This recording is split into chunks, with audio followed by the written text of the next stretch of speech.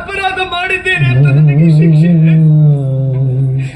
ಅಮ್ಮನ ಪ್ರೀತಿ ಸಿಕ್ಕಿತು, ನನ್ನ ಬದುಕು ಪಾವನವಾಯಿತು ಅಂತ ನಿಟ್ಟಸರನ್ನು ಬಿಡುವಷ್ಟರಲ್ಲಿ ಮತ್ತೆ ನನ್ನನ್ನು ಪ್ರಪಾತಕ್ಕೆ ತಳ್ಳಿದೆಯಲ್ಲ. ಹೌದು, ಮಂತ್ರಿಗಳು ಹೇಳಿದ ಹಾಗೆ ನಾನು ಹಣೆಬರಗೆಟ್ಟವಳು, ನಾನು ನತದೃಷ್ಟಿ. ಎಲ್ಲಿಯಾದ್ರೂ ನಾನು ಶಿಶಿರನನ್ನು ಮದುವೆಯಾದೆ ಅಂತಾದ್ರೆ ನನ್ನ ಬದುಕು ಹಾಳಾಗುತ್ತದೆ. ಎಲ್ಲಿಯಾದ್ರೂ ಮದುವೆ ಆಗಲಿಲ್ಲ ಅಂತಾದ್ರೆ ಅಮ್ಮನ ಮನಸ್ಸಿಗೆ ನೋವಾಗುತ್ತದೆ. ಅಮ್ಮನ ಮನಸ್ಸನ್ನು ಗೆಲ್ಲುವುದಕ್ಕೆ ಹೋದ್ರೆ ಶೋಧನನ ಪ್ರೀತಿಗೆ ಬೆಲೆಯಲ್ಲಿ ಇಲ್ಲ. ನನ್ನ ಬದುಕು ಪೂರಾ ಬಟ್ಟೆಯಾಯಿತು. ನಾನು ಜೀವನದಲ್ಲಿ ಸೋತೆ.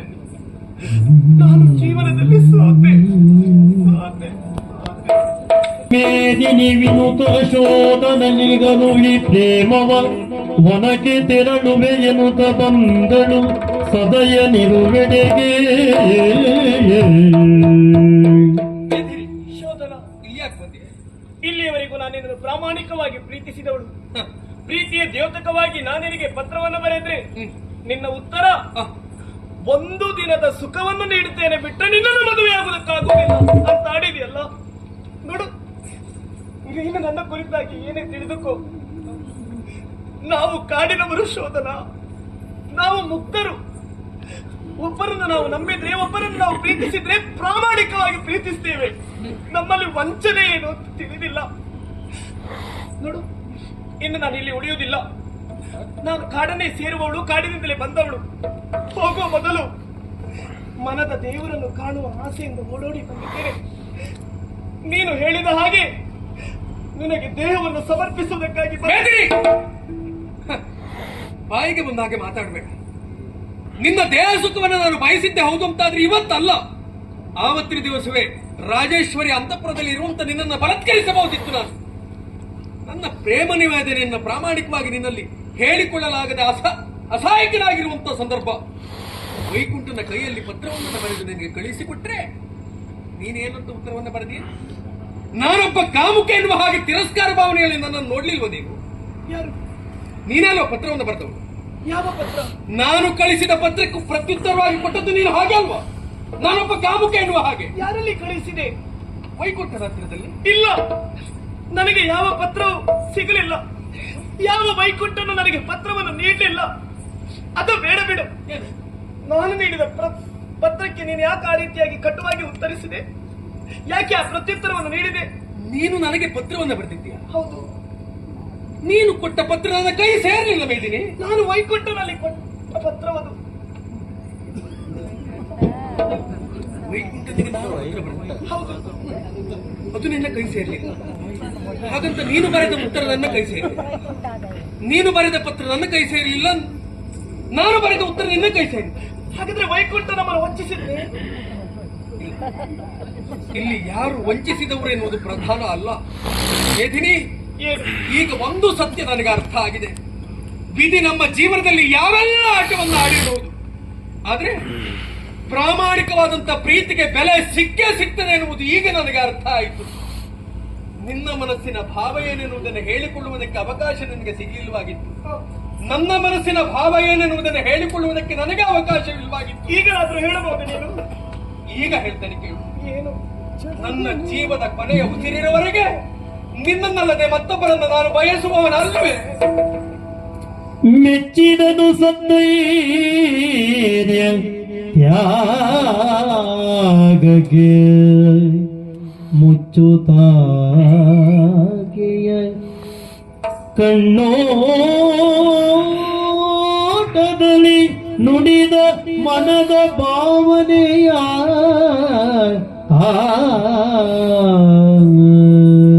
ಸುಳಿವ ಗಾಳಿ ಗಂಧದಂತೆ ನನ್ನ ನಿನ್ನ ಸಂಗಮ. ಬೆಳಕು ಬೆಳಕು ಬೆರೆಯುವಂತೆ ನನ್ನ ನಿನ್ನ ಸಂಗಮ. ಬೆಳಕು ಬೆಳಕು ಬೆರೆಯುವಂತೆ ನನ್ನ ನಿನ್ನ ಸಂಗಮ. ಎಲ್ಲೋ ಹುಟ್ಟಿ ಎಲ್ಲೋ ಬೆಳೆದು ನನ್ನ ನಿನ್ನ ಸಂಗಮ. ಎಲ್ಲೋ ಹುಟ್ಟಿ ಎಲ್ಲೋ ಬೆಳೆದು ನನ್ನ ನಿನ್ನ ಸಂಗಮ.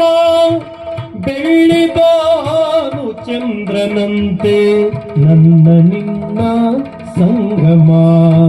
ಬೆಳ್ಳಿ ಬಾನು ಚಂದ್ರನಂತೆ ನನ್ನ ನಿನ್ನ ಸಂಗಮ.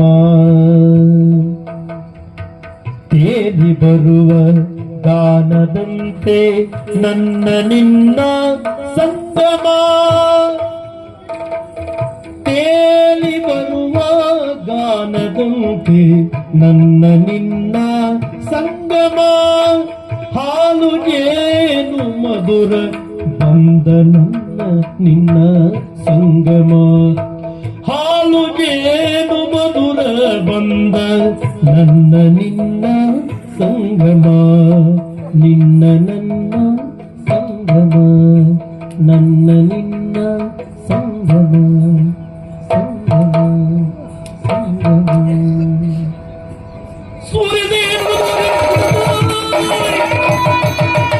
ಮಗಳ ಪ್ರೀತಿಯ ನಿತ್ಯ ನಾದರೆ, ಮಗಳ ಪ್ರೀತಿಯ ನಿತ್ಯ ನಾದರೆ, ಮಗಳ ಪ್ರೇಮವು ನದಿನ ಭೂಮಿನಲ್ಲಿ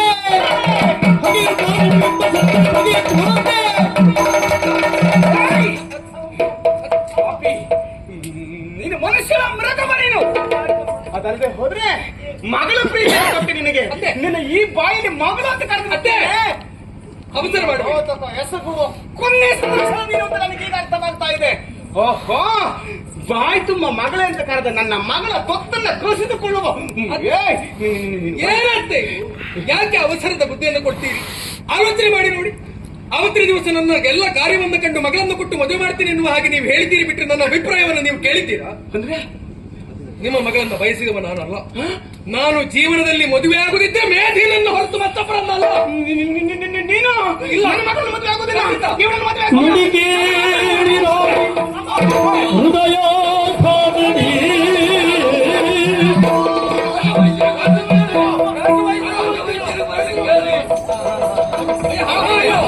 ನೋಡಿ ಸ್ವಾಮಿ, ಅಮ್ಮ ಬಿದ್ದಿದ್ದಾರೆ ಅಲ್ಲಿ. ಮಹಾರಾಣಿ ಹೌದು.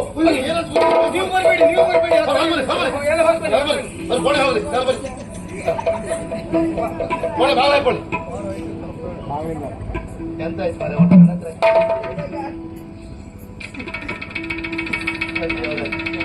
ಇದರೊಬ್ಬರು ಮಾರೆ.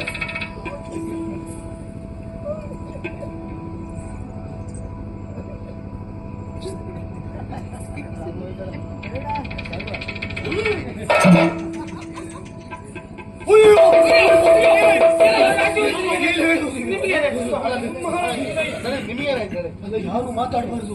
ಜೊತೆಗೆ ಏನಾಯ್ತು? ಮಹಾರಾಣಿಯವರಿಗೆ ಹೃದಯಾಘಾತ. ಎಲ್ಲ ಕಂಡ್ರು ಇದೇ ಬರ್ರೆ ಈಗ. ಇದು ಒಂದ್ ಸರ್ತಿ ಆಯ್ತು, ಎರಡು ಸರ್ತಿ ಆಯ್ತು. ಒಂದು ಬಾರಿ ಆಗಿದೆ. ಇನ್ನೆರಡು ಸರ್ತಿ ಅಂತ ಕೇಳು. ಏನ್ ಮಾಡುದು ಹೇಳಿ? ಮಹಾರಾಣಿಯ ಎದುರಿನಲ್ಲಿ ಯಾರು ಗಟ್ಟಿಯಾಗಿ ಮಾತಾಡಬಾರದು. ಅಂದ್ರೆ ಅವರ ಮನಸ್ಸಿಗೆ ನೋವು ಮಾಡಬಾರದು. ಅವರ ಮನಸ್ಸನ್ನು ನೋಯಿಸುವಂತ ಮಾತನ್ನು ಆಡಲೇಬಾರದು. ಅಡ್ಡಿಲ್ಲ ಮಾರ್ರೆ. ಜಾಗ್ರತೆಯಿಂದ ಆಯ್ತು ಸ್ವಾಮಿ. ಜಾಗ್ರತೆ.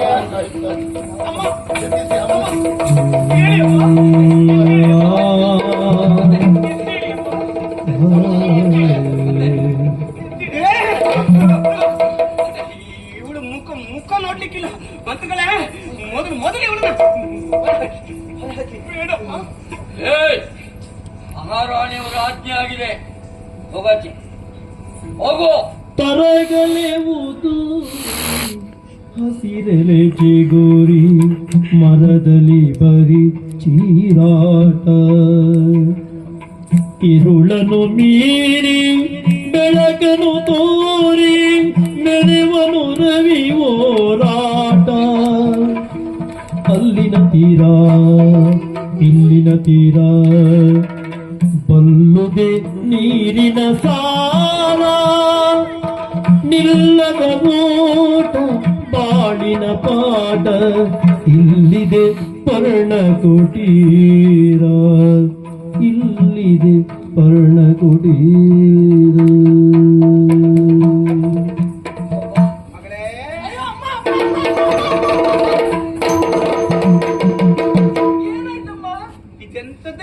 ನಿಂದು ಯೋ ಯೋ ಯೋ ಯೋ ಯೋ ಇದು ಕಾಡಿನವರು ಮುಚ್ಚೆ ಬಾಯಿ ಇದು ಬಾಯಿ ಏನಾಯ್ತಮ್ಮ?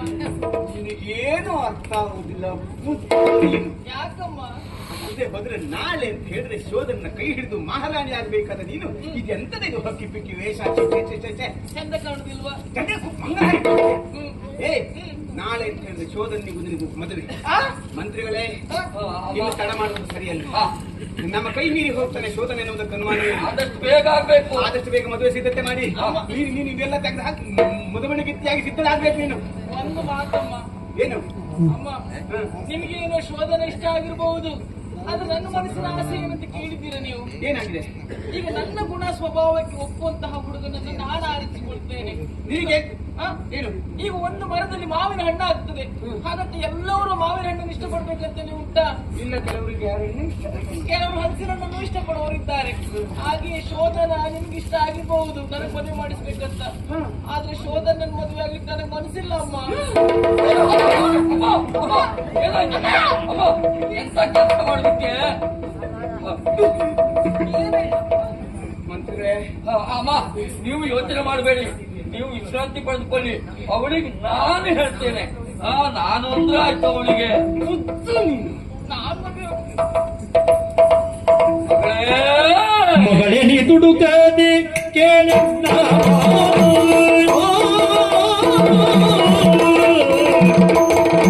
ಮಗಳೇ ನೀ ದುಡುಕದೆ ಕೇಳನ್ನ ಮಾತು ಸಿಟ್ಟು ಹಗೆಯಂತೆ ಗಿಡಿಯುವುದು ತಾಳಿನ ಗಾತ ಜಗವನಾಳುವುದಕ್ಕೆ ಜನಿಸಿದೆ ನೀನು ಜಗವನಾಳುವುದಕ್ಕೆ ಜನಿಸಿದ ನೀನು ರಾತ್ರಿ ಹಗಲೆಲ್ಲ ಶ್ರಮಿಸಿದೆ ಅಗತ್ಯವೇನೋ.